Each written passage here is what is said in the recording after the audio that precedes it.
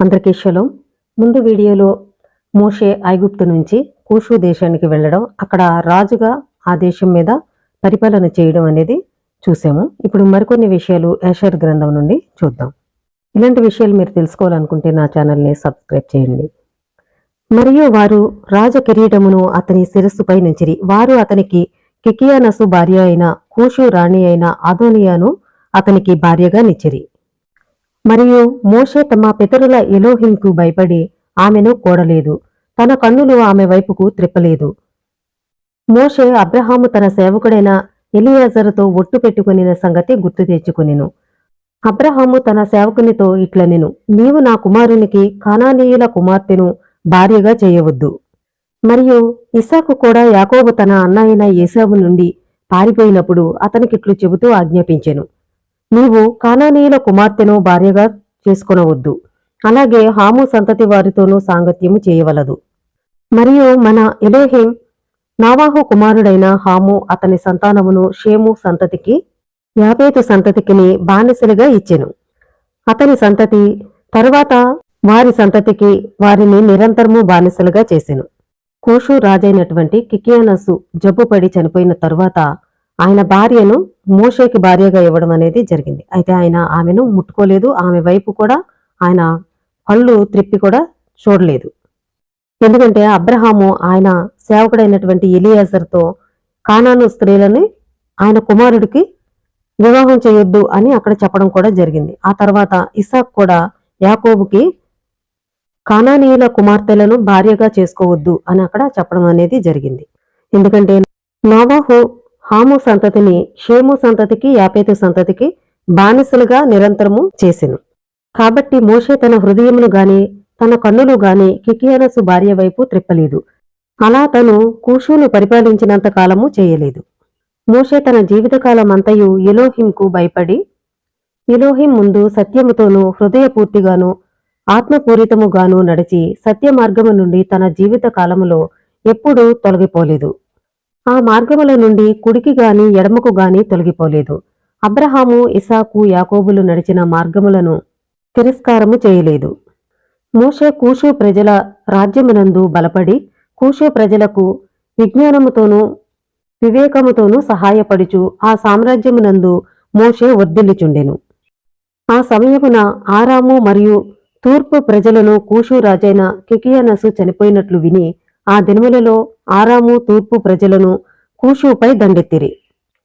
మరియు మోషే కూషు ప్రజలందరినీ ప్రోగుచేసి 30,000 మందితోనూ బలసూరులతో కలిసి ఆరాముపై తూర్పు ప్రజలపైకి పోరాడవచ్చెను. మరియు వారు మొదట తూర్పు ప్రజలపైకి వచ్చిరి. తూర్పు ప్రజలు ఆ వర్తమానము విని వారందరూ కలుసుకొని వారితో యుద్ధమునకు తలపడిరి. కూషు ప్రజలకు తూర్పు ప్రజలపై యుద్ధము తీవ్రమైనది. ఎలోహిం తూర్పు ప్రజలను మోషే చేతికి అప్పగించెను. సుమారు 300 మంది మనుషులు పడిపోయి చంపబడిరి. మరియు తూర్పు ప్రజలంతా వెనుతిరిగిరి. మోషే మరియు కూషు ప్రజలందరూ వారిని వెంటాడి వారిని జయించిరి. మరియు వారు ఆచారము ప్రకారము వారిపై పన్ను విధించిరి. మోషే అతని ప్రజలను అక్కడ నుండి వెళ్లి ఆరాము భూమిపైకి యుద్ధమునకు దిగిరి. ఆరాము ప్రజలు కూడా వారిపై యుద్ధమునకు దిగిరి. మరియు మోషే కూషు ప్రజల మధ్య బలపడెను. ఎలోహిం అతనితో నున్నందున కూషు ప్రజలు అతనంటే భయపడేవారు.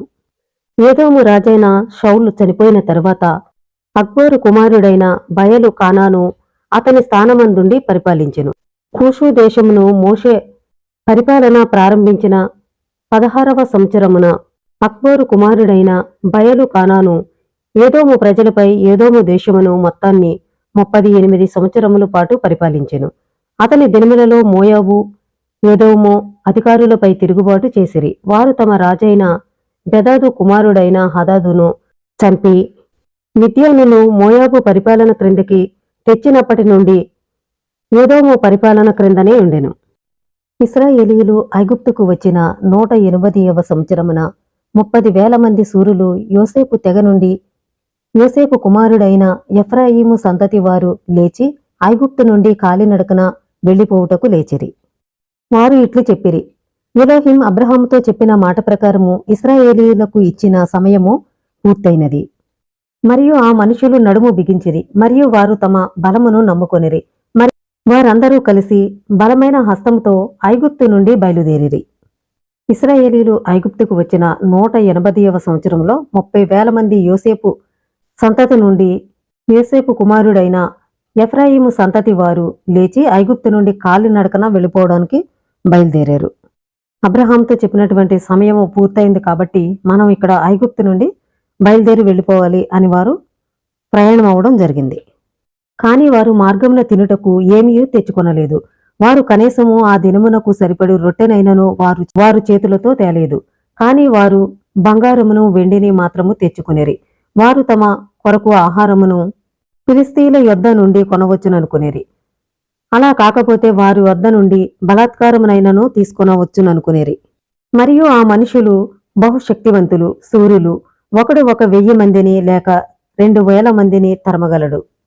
వారిలో ఇద్దరు 10,000 మందిని ఓడించగలరు. అలాగున వారు తమ బలమునందు నమ్మికయుంచిరి గనుక వారు వెళ్ళిరి. వారు గాతు దేశము వైపు వెళ్ళిరి. వారు గాతుకు వెళ్లి అందు గొర్రెల కాపరుల గాతు ప్రజల గొర్రెలను మేపుచుండిరి. మరియు వారు గొర్రెల కాపరులతో ఇట్లు చెప్పిరి, మీరు మా కొరకు కొన్ని గొర్రెలను అమ్ముడి.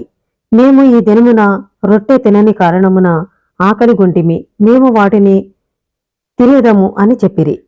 మరియు గొర్రెల కాపరులు ఇట్లనిరి, అవి మీకు అమ్ముటకు గాని ఇచ్చుటకు గాని అవి మా స్వంతమా?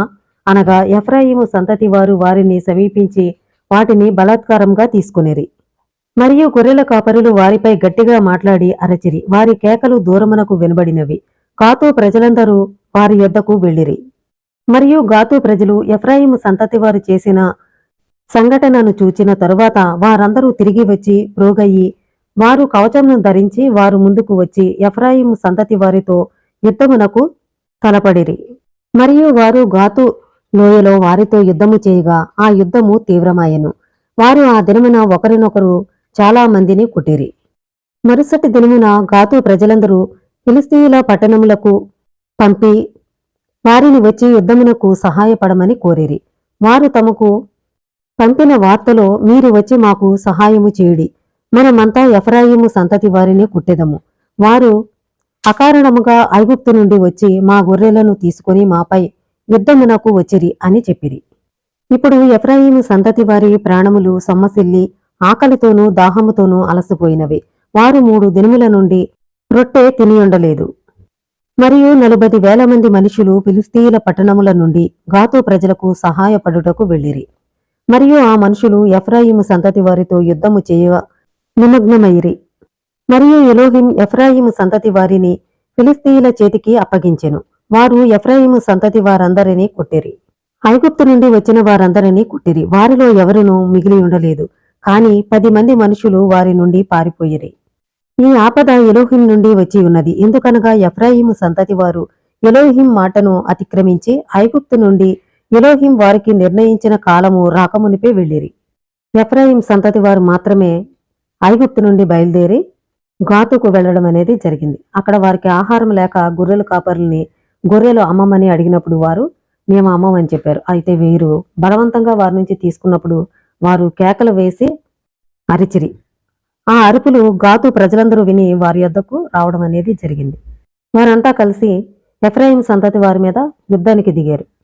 ఎఫ్రాయిం వారు ముందు గాతు ప్రజలు నిలబడలేక ఫిలిస్తీయుల్ని సహాయం కోరడం అనేది జరిగింది. అప్పుడు వీరు కలిపి ఎఫ్రాయిం సంతతి వారిని జయించడం జరిగింది. ఎందుకంటే ఎలోహిం వారికి చెప్పిన సమయం పూర్తవ్వకుండా ఎఫ్రాయిమీలు మాత్రమే అక్కడి నుంచి బయలుదేరి బయటికి రావడం అనేది జరిగింది. ఆ సమయంలో ఎలోహిం వారిని వారి చేతికి అప్పగించడం జరిగింది.